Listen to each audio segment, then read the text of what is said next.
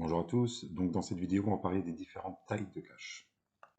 Bon, il existe différentes tailles de cache. Donc il y a les micros, les petites, les normales, les larges et tout ce qui est autre, donc c'est-à-dire qui ne rentre pas dans les quatre catégories d'avant. Donc les micros, vous pouvez voir ici, ça c'est une taille micro, donc ce sont des contenants qui ne peuvent pas dépasser les 100 ml. Donc l'objet le plus courant c'est une boîte pellicule photo, alors ici une autre micro que je vous montre ici aussi en photo. Donc les micros, ce sont les caches les plus souvent rencontrées en géocaching.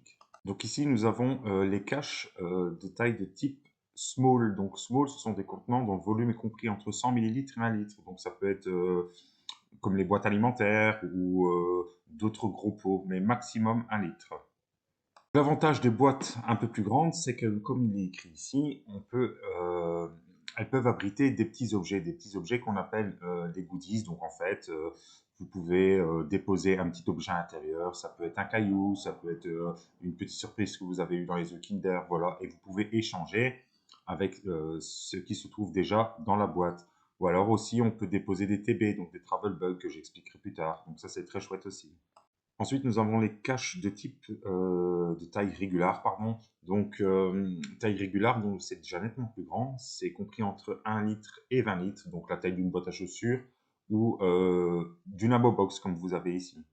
Alors là, vous avez les caches de taille large. Donc, ce sont vraiment des très grandes caches. Donc, ce sont des caches supérieures à 20 litres. Donc, ça peut être des seaux, comme il est écrit ici, des barils, des conteneurs, comme vous pouvez voir ici sur la photo, ou des énormes ammo box. Et pour terminer, vous avez aussi les caches de type autre. Donc, en fait, les caches de type autre, ce sont des caches qui ne rentrent pas dans les quatre autres types, enfin, tailles de cache. Donc, ça peut être soit un nichoir, un bricolage, ça peut être une fausse herbe, ça peut être une cache électronique, ça peut être vraiment, vraiment plein de choses. Voilà, vous avez une petite idée maintenant des différentes tailles de cache. Je vais vous mettre en lien le site ici internet qui est vraiment bien fait en dessous de la vidéo.